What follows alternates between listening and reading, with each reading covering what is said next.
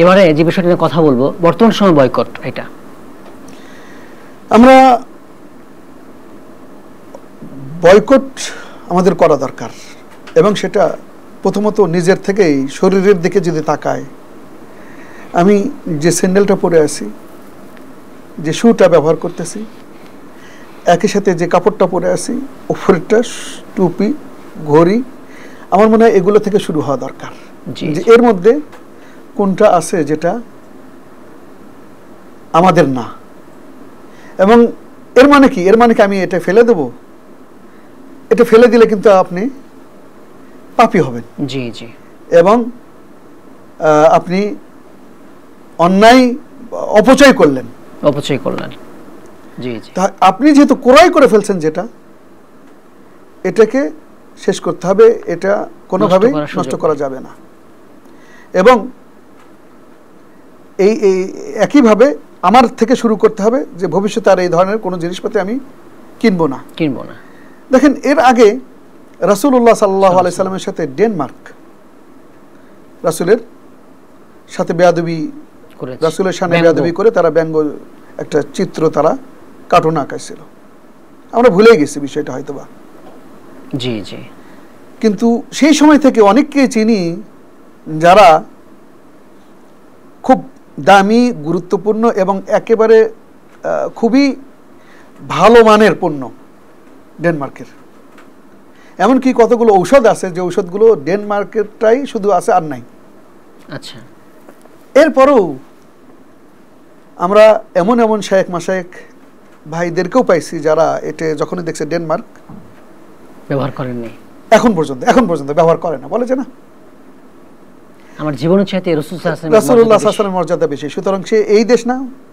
রাসূল ব্যঙ্গ করেছিল, মূর্তি আঁকিয়েছিল। একই সাথে এখন পর্যন্ত কিছু কিছু ব্যবসায়িক ভাইদেরকে চিনি, সে ওই কারণেই তার ওই পণ্যগুলো, ব্যবসায়িক পণ্য, ওই পণ্যগুলার দোকানে তুলেন না, নিয়ে আসে না। এটাই হলো নিয়ম, এটা মুমিনের বৈশিষ্ট্য, এটা বৈশিষ্ট্য, এবং এমনটি হওয়া দরকার। জি জি। এখন আপনি নির্দিষ্ট একটা দেশের ইসরায়েল অথবা আমেরিকা অথবা ভারত, জি, ইন্ডিয়া, এদের ইয়েগুলোকে বয়কট করতে বলতেছেন। ডেনমার্ক হারায় গেল কেন? সেতো ডেনমার্ক হারালে কেন আমাদের? একই সাথে ফ্রান্স, তারাও এই কাজ করছে। তাদের পণ্যগুলো আমাদের ব্রেন থেকে, বা তারাও যে শত্রু, এর আওতায়। আবার এমনও হতে পারে আমাদের দেশে হতে পারে এমন কোন গ্রুপ হতে পারে যারা রাসূলুল্লাহ সাল্লাল্লাহু আলাইহি ওয়াসাল্লামকে শেষ নবী মানেন না, বা ব্যঙ্গ করে, খারাপ মন্তব্য করেন তাকে নিয়ে, অথবা কোনো ব্যক্তির উপর থাকতে পারে, গার্মেন্টস থাকতে পারে, বা অন্য কোনো থাকতে পারে, যারা ব্যক্তিগত জীবনে তারা মুসলমান তো নয়, যদিও নাম মুসলমান, কিন্তু বরং ইসলামপন্থীদেরকে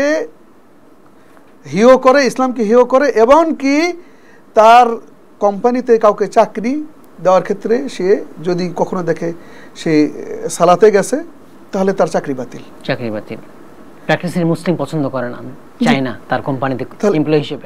এই ধরনের ব্যক্তি কিন্তু আমাদের সমাজেই আছে, এবং তাদেরকে কি আমরা চিহ্নিত করতে পারছি? এদেরও চিহ্নিত হওয়া দরকার। এগুলো বয়কটের আওতায় এবং এদের বয়কটটা ওই বাহিরের চাইতে এদের বয়কটটা আরো বেশি হওয়া দরকার।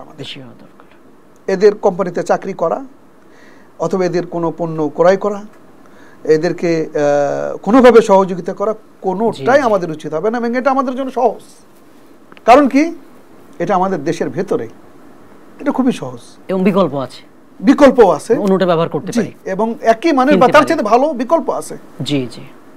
পরিবহন ক্ষেত্রেও কোনো পরিবহন শতভাগ অমুসলিমদেরকে চাকরি দিচ্ছে, এবং এমনকি কোনো ক্ষেত্রে সে ধর্মীয় লোগো ব্যবহার করতেছে বাসে বা অন্য তার পরিবহন ক্ষেত্রে। তো এবং একইভাবে তার ভূমিকাও ছিল অনেক ক্ষেত্রে, অনেক সময় জালেমের ভূমিকা, বা জালেমদেরকে সে সহযোগিতা করছে। তো এই ব্যক্তিদেরকে আমরা কি করতেছি, এদের এদের গাড়ি অথবা এদের পণ্য অথবা এদের পরিবহন যখন আমি দেখি, তখন ওই কথাগুলো মনে পড়ে যায়। আমি যতই সে ভালো সেবা দেখ না কেন, আমি অন্য গাড়ি ব্যবহার করি, অন্য ইয়েগুলো ব্যবহার করি। তো এরকম হওয়া দরকার, খুব সচেতন হওয়া দরকার, এগুলো বয়কটের আওতায় নিয়ে আসতে হবে। কিন্তু আমরা সমকালীন যে বিষয়টা দেখলাম, সেগুলো আমাদের উপকার চাইতে ক্ষতিটাই যেন, বা যেটা হওয়া দরকার ছিল, সেই উপকার যেটা হওয়া দরকার ছিল সেটাকে অনেকটাই মিলান করে দিছে আমাদের কতিপয় ব্যক্তিদের কর্মকাণ্ড, কার্যক্রমের কারণে। জি।